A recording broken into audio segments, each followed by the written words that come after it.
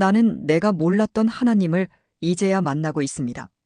마커스 제이 보그의 책. 마커스 보그의 고백은 이렇게 우리의 마음을 사로잡는 고백으로 시작됩니다. 마치 조용히 속삭이며 솔직한 이야기를 건네는 친구 같다고나 할까요? 이 책은 오랜 세월 신앙과 신학의 경계 안에서 고민하며 걸어온 마커스 보그의 내밀한 고백이 담겨 있는 작품입니다. 보그는 자신의 삶 속에서 신앙이 어떻게 변화하고 성숙해 왔는지를 이 책을 통해 나눕니다. 어린 시절 전통적인 기독교적 관점 안에서 자라왔다는 그는 대학에서 신학을 공부하고 학자적 관점으로 하나님을 탐구하기 시작하면서 새로운 질문들에 맞닥뜨리게 됩니다. 기존 신앙의 틀에 대해 의문을 품고 더 깊이 있는 이해를 추구하는 과정에서 그는 종교와 영성을 보다 포용적인 시각으로 바라보게 됩니다. 그의 이야기는 단지 개인적인 회고에 머무르지 않고 독자들에게 자신들의 신앙과 삶을 새롭게 돌아볼 기회를 제공합니다. 이 책에서 마커스 보그는 몇 가지 중요한 메시지를 남깁니다. 첫째, 신앙은 변할 수 있고 또 변해야 한다는 것입니다.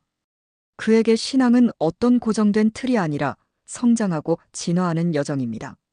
그는 새로운 경험과 이해에 따라 하나님을 바라보는 방식이 달라질 수 있음을 아주 솔직하게 이야기합니다. 둘째, 종교는 하나의 지침이지만 동시에 인간의 한계 또한 반영한다는 점입니다.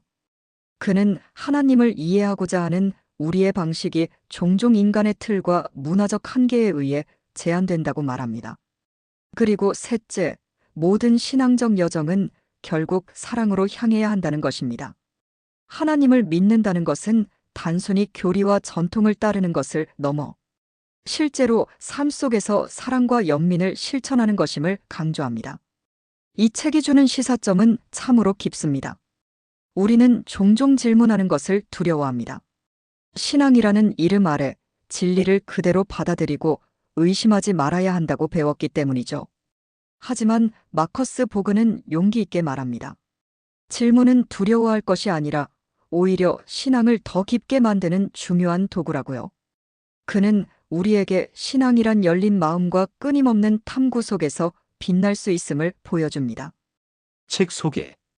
영미권을 대표하는 신학자, 대중의 신학자 마커스 보그의 유작. 오랜 삶의 여정을 통해 내어놓은 신학적 회고록 혹은 신학적 유언. 영미권에서 가장 널리 알려진 대중신학자 중 한 사람이자 신약학자인 마커스 제이 보그의 마지막 저작. 평생 성서와 예수, 신앙의 의미를 사유해온 그가 삶의 말미에 남긴 회고록이자 신학적 유언이다. 이 책을 통해 그는 자신의 생애 전체를 통해 빚어진 신앙을 고백하고 오늘의 교회와 신앙을 다시 생각하려는 이들을 자신이 깨달은 세계로 초대한다. 이 책에서 보그는 자신의 신앙 여정을 기억, 회심, 확신이라는 세 가지 틀로 그린다. 어린 시절 루터교 교회에서 경험한 순전한 신앙의 시기, 대학 시절 근대적 회의주의에 흔들렸던 시기, 그리고 이후 신학자로서 축적된 사유와 성찰을 바탕으로 빚어낸 확신의 시기, 이 여정에서 일어났던 고민들을 찬찬히 살펴본 뒤 그는 고백한다. 신앙은 특정한 정답을 고수하는 것이 아니라 세상을 새롭게 살아내는 방식이며 신과 이웃, 세계를 바라보는 새로운 감각을 새기는 것이라고. 하느님은 초월 너머가 아니라 이 세계를 품고 있는 실제이며 성서는 문자 그대로의 무오한 기록이 아니라 인간의 언어로 빚어진 거룩한 이야기이며 예수는 도덕교사도 도피처도 아닌 새로운 현실을 여는 하느님의 현현이라고. 이러한 확신은 단지 어떤 이론이 아니라 오늘의 신앙과 삶을 다시 시작하기 위한 새로운 언어를 제공한다. 그러한 면에서 이 책은 그의 가장 개인적인 고백이 담긴 책임과 동시에 가장 목회적인 책, 보그 사유의 정수를 담아놓은 책이라고 할 수 있다. 지성과 함께하는 신앙을 추구하는 이들에게는 깊은 통찰을, 믿음을 잃었다고 느끼는 이들에게는 새로운 시작을, 여전히 교회 안에 있으나 질문이 많은 이들에게는 진솔한 동행을 제공할 것이다. 작가 정보. 마커스 제이 보그, 1942년생, 신약학자이자 성공회 신학자. 1966년부터 컨콜디아 대학, 남다코다, 주립대학교, 칼톤 대학을 거쳐 1979년부터 2007년까지 오리건 주립대학교에서 종교와 문화 분야 훈대래 석좌 교수로 활동했으며 미국 성서학회 역사적 예수분과 의장, 동학회 국제신약성서 프로그램위원회 공동의장, 성공회 성서학자 협의회 회장을 역임했다. 성공회 평신도로서 오리건 트리니티 대성당의 캐넌 신학자로 활동하다 2015년 세상을 떠났다. 예수 세미나의 주요 구성원이었으며 성서와 신학 대중화에 힘쓴 저술가, 자신의 입장에 갇히지 않고 다른 입장의 선학자들과 적극적으로 대화한 신학자, 평신도의 신앙 성숙에 관심을 기울인 선생으로 기억된다. 신약학자 니콜라스 페리는 그를 기리며 말했다. 그는 예수가 보여준 사회 정치적 비전과 개인 종교적 비전을 결합했다. 역사적 예수를 연구하는 이들 중 소수만 이 둘을 결합했는데 보그가 바로 그랬다.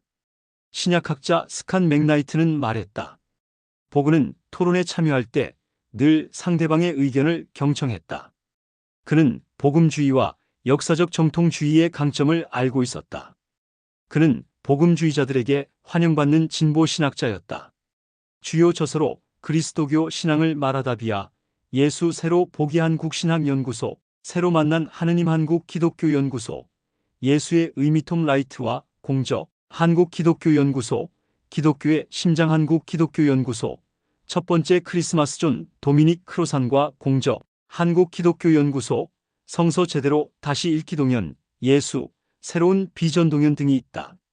들어가며 목차 1. 상황은 중요하다. 나의 문화적 맥락, 미국 그리스도교.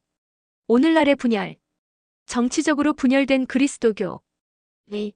신앙은 여정이다. 그 시절 그곳. 그리스도교인으로 자라나다. 회심들.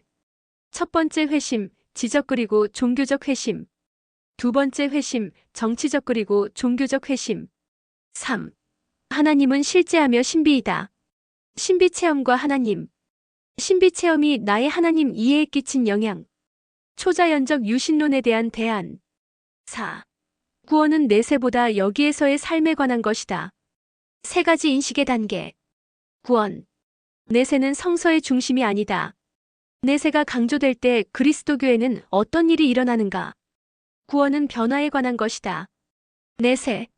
이 모든 것은 무엇을 의미하는 걸까? 5. 예수는 성서의 규범이다. 때때로 성서는 틀리다. 대안. 성서는 그리스도교인들을 위한 성스러운 경전이다. 성서가 틀렸을 때 이를 어떻게 분별할 수 있는가? 6. 성서는 문자적으로 사실이 아니어도 참을 수 있다. 오늘날의 성서 문자주의. 성서 문자주의의 불가능성. 대안. 역사적 해석. 은유적 해석. 성서 이야기들과 비유적 의미.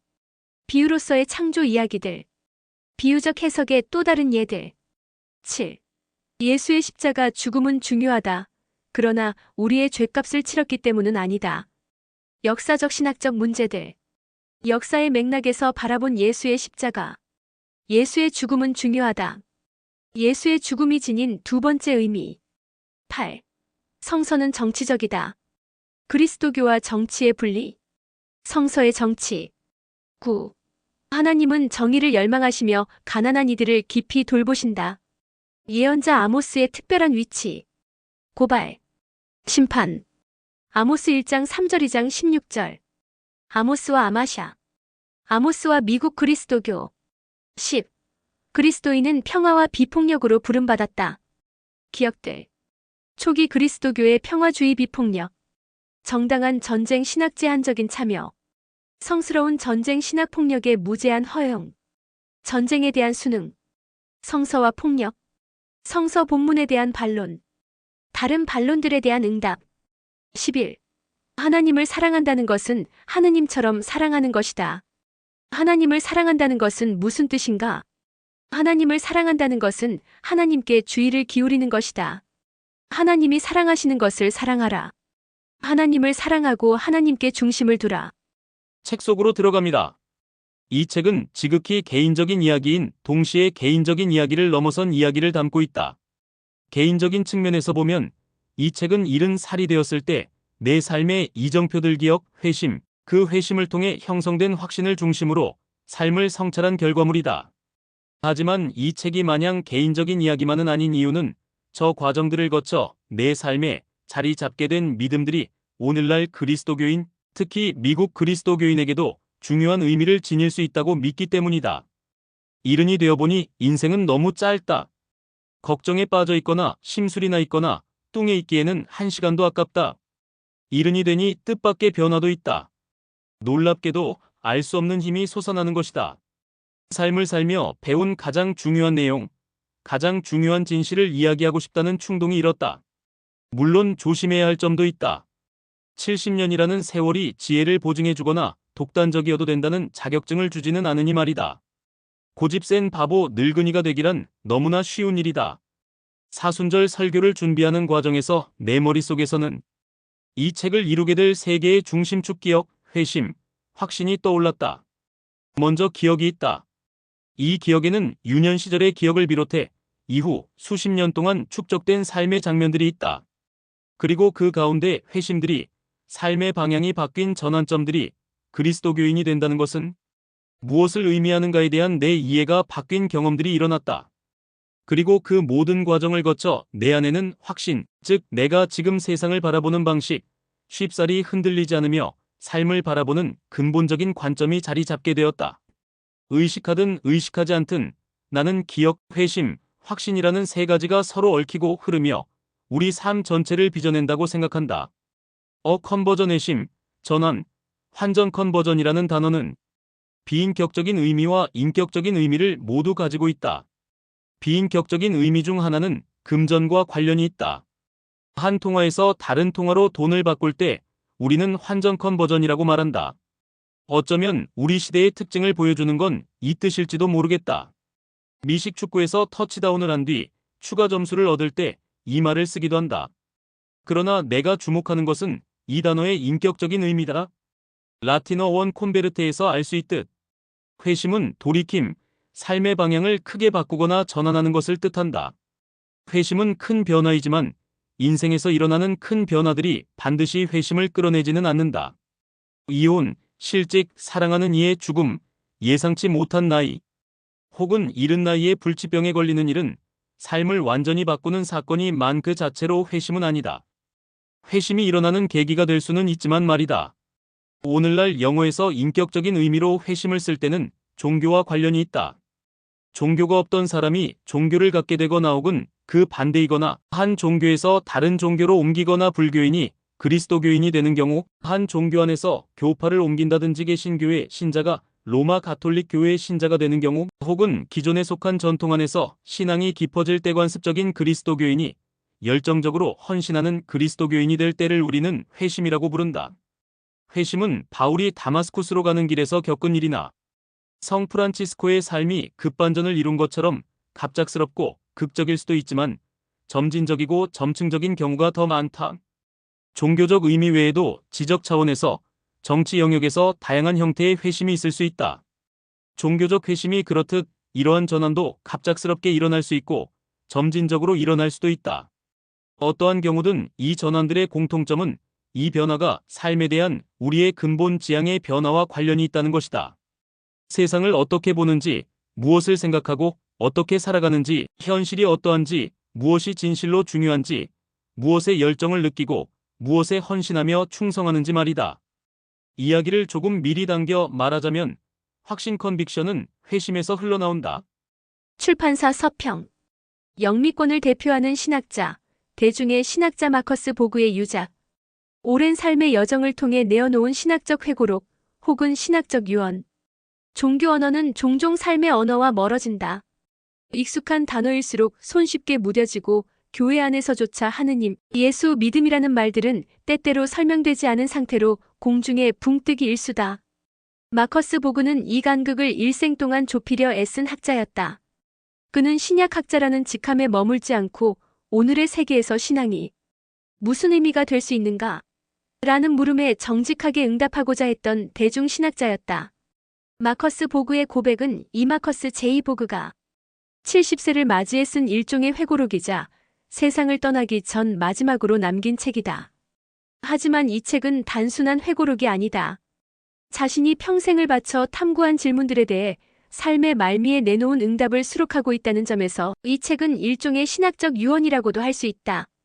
기억과 회심 그리고 확신으로 이어지는 여정을 보여주며 복음은 신앙이 단지 배운 것을 고수하는 일이 아니라 살아내고 다시 말해내는 작업임을 보여준다.